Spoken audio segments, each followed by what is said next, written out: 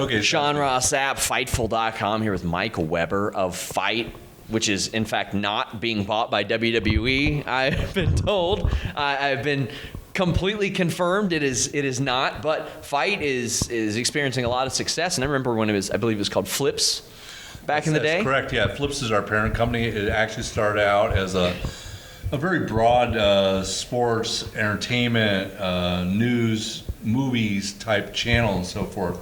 And we came up with the idea, hey, it was all taped. Can we do live programs? Sure, let's do it. Well, I know some stuff in wrestling. Let's try to start there. The very first event that we ever streamed live was Wrestle Kingdom 9 from New Japan. Then we did a series of Ring of Honor shows and Impact Wrestling shows. And then one thing led to another. And then we launched February of 2016. We launched the Fite platform and started at 0, and we're up to 1.6 million registered users of it now. Oh, wow. And doing at least 15, 20 live shows a weekend. Right now, I think I'm up to 70 shows on the schedule for the month of September. The most shows we've ever done in a month is 100. That was during April, and if you're a real wrestling fan, you might remember during WrestleMania week, weekend. We covered all of them. Well, we aired 34 of those shows, and we also did a studio program that aired 14 hours a day, covering what's going on. It's a pretty cool experience. Yeah, I think I did an interview with at least one person who was on every single one of those shows because WWE was restrictive of media around that point. And I was like, you know what? We'll interview somebody from every single other show that goes on. How do you decide what gets to going? Because I'm sure you all have companies that have no business even being put on video. Well, and we probably aired a couple of those. But generally, one of those non-WWE independent shows was freaking Ring of Honor New Japan in Madison Square Garden. Yeah. Okay, that's not a little show. They're sold out. It's a great show. We did Impact Wrestling. We did a GCW show. GCW delivered 13 shows to us right off the bat. I mean, you all did one from a backyard that was very successul. Well, a lot of people liked it. I don't think we did GCW Backyard July 4th. Yeah, that's what I love those guys. Actually, GCW is a real. I got asked a question earlier today. I know you're going to get there. It's, okay, WWE versus AEW. Where's that going to go? Because I did live through the WCW Nitro WWE Raw time period in the '90s. I worked at WCW, and the one thing, and there was independent wrestling, but there was no other real TV platform for them. GCW, great guys, love them, but face it, they're never going to get a deal on Fox Network or anything like that for a program. And we start with them a year ago, and they're now doing shows from Japan, and everything else. And they got guys diving off top of houses to, their backyard wrestling show. And I'm going to buy stock in fluorescent light bulbs because, geez, they go through a lot of those every show. So, at a WWE show, you're probably not going to see a fluorescent light bulb or a cheese grater or a weed whacker used all in the same context. So you have a niche.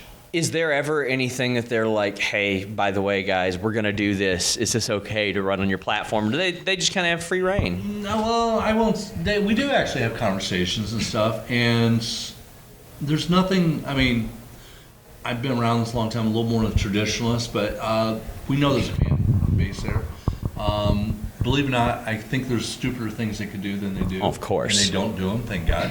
But they haven't done anything that's like, okay, across the line. I'm not going to mention what it was today, but we just did here a show in StarCast with MJF. And I got to give him one. I'm a big fan of his. I've never seen anybody so good on mic at such an early age and early in his career.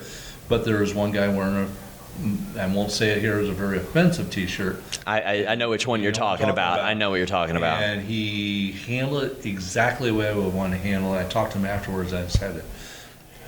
The guy knows how to think on his feet. Yeah. He made a real point. He goes, I'm not talking to you wearing that shirt, And it was a shirt.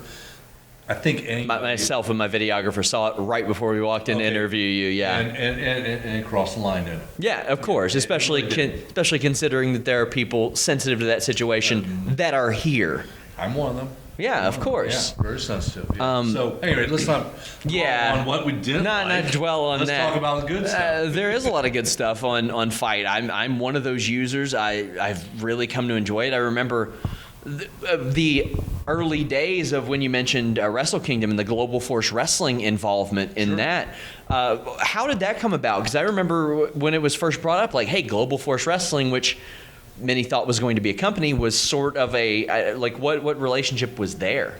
Well, I mean, fortunately, Jeff Jarrett, as everybody knows, was behind Global Force, and I actually have known Jeff since he was at WCW. We sort of joke every once in a while. We literally started in the same business, same month, April of 1986. So we've been around a lot. I first met him when he came to WCW in the late 90s, and we just seemed to get along fairly well, which was nice. And then, of course, I worked with him at TNA. I was VP of marketing at TNA Wrestling. Of course, he was there, good guy. We built a relationship there, and he knew what he was doing, and I supported him.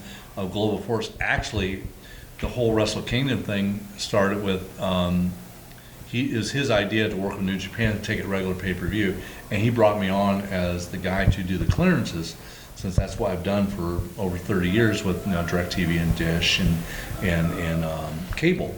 And I sort of thought, I was already sort of consulting with the Flips Media guys, and said, that's where we came up with the idea. Hey, can you think we can do this on live TV? On the app. We tried, and it worked very well, and actually very impressive how many buys we did there. Global Force. How many? For one reason or another. Well, I'm not going to. It was a pretty good number. Even now, I look back at it, still seems like a damn good number.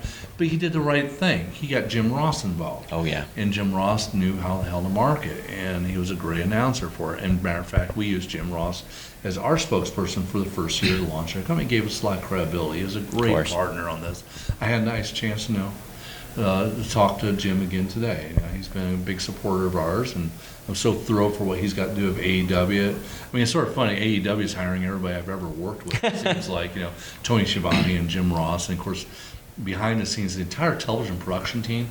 I worked with that WCW and or at TNA. Most of them all worked at TNA. Yeah. So they know how to do a great production for them. So that's the least of AEW's worries about bringing a show to air is their production. They got the best guys with the most knowledge out there. Keith Mitchell's the executive producer.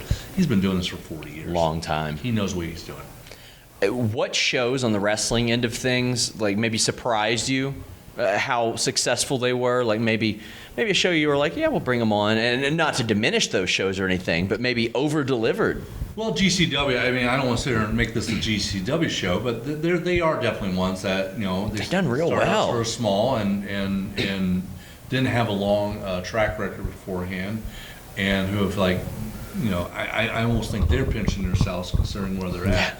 The funny thing about them, they do so many shows, and I just looked at our sales this morning, and what's interesting about them is, so we've been airing their shows for a year now, and they probably had buys, maybe not a lot of buys, but for individual shows, probably over 25, 30 different shows this week. You got to remember, these are people buying a show that took place 4 months, 6 months, pretty 8 impressive. months ago. Yeah, it is. So people like it. And that's the cool thing about it. Hey, I'm still banking quite a bit of money off All In from last September. People are still buying it. It was a great event. They should still buy it. And so that's one of the sort of cool things. Whereas in wrestling, you will have people buy the event 2 days later, a day later, or 6 months later. Boxing does not happen. Yeah. Once it happens, it's over. Nobody cares. How does MMA compare to that? Somewhere in between. Yeah. You will get people buying it, but it's closer to boxing than wrestling. Wrestling is a very interesting. You've learned a lot doing this stuff. We've done 2,500 live events. Yeah. So that gives us a lot of advantage. One, practice doesn't make perfect, so that's one of the reasons I feel that we have a strong technology model to deliver a good program. Yeah. And then secondly, we've learned how to gauge buyers' habits, and they're vastly different between sport to sport. Between boxing and wrestling, especially. Boxing, people will be buying up to the 12th round of the main event. Yeah.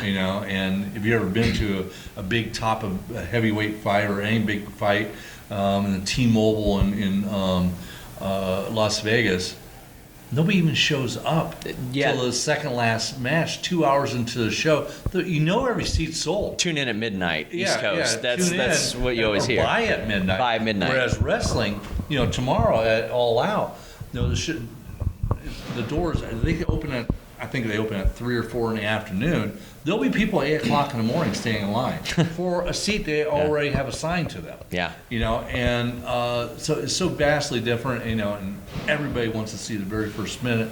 The viewing habits are exactly the same. In boxing, people won't, they'll buy the main event during the main event, whereas wrestling, we'll have thousands of people buy these events weeks in advance, and there's actually no technical reason why you need to buy it in advance. You just buy it the day up. It's the same as turning the TV on. Like, what are some of the technical, I don't want to say hurdles, but things that you all face? I mean, I've called some of your stuff on regional MMA shows in the past, and the production is different than what they usually have in-house sometimes. How do you go about doing that? Because, I mean, I'm really just curious as to how that works, because you all have so many shows at some points. Well, it's interesting. We communicate. I got a great team of guys. I got a gentleman named Keith Evans, based out of Las Vegas, who holds the hands of the promoters and the producers for all these events to make sure it gets on air. And then we have a team of engineers who are also on that same communication. We use our favorite app out there called WhatsApp. Oh yeah. Second favorite app, the favorite Fite. Okay, sorry, I have to correct myself there.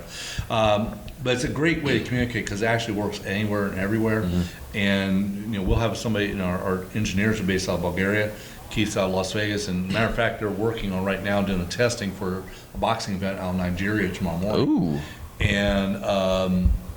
And there's a lot of communication. Now, obviously, some of the other ones, there's less communication, but it's a great way to communicate, get the show on the air, do the testing, and ready to go. It's a two-way street. A lot of it's our technology, but now technology has advanced so much about be able to stream out of a building. And it works better on the internet. And matter of fact, this entire StarCast event, we're not using internet connections. We're using something called Live U Box, which actually uses bonded cellular.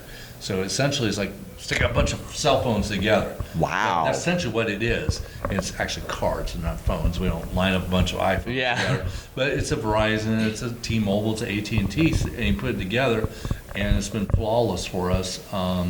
We're using here, so it's a lot easier than having to worry about what kind of internet they have in the building and stuff like this. So that's how we get the signal out.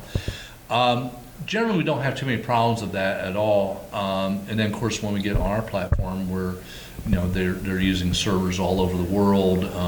We've used as many as, I think, 48 or 64 servers at the exact same time for bigger events. Yeah.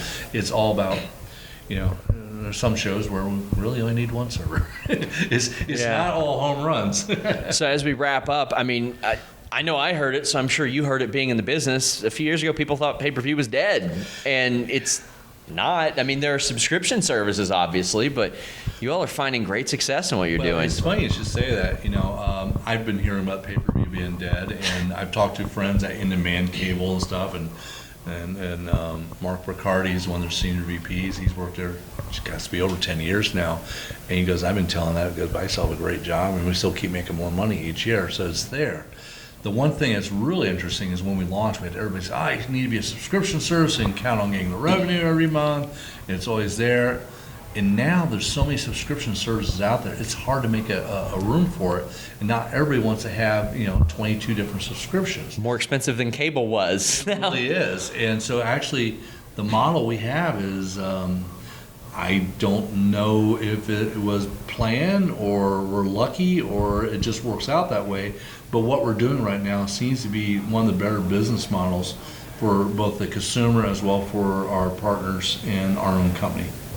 Mike, I want to thank you so much. Guys, check out Fite. I am a constant user of the app. I mean, we cover dozens of shows on that platform. Really big fan of it. Thank you so much. No problem. Thanks for having me. We're out.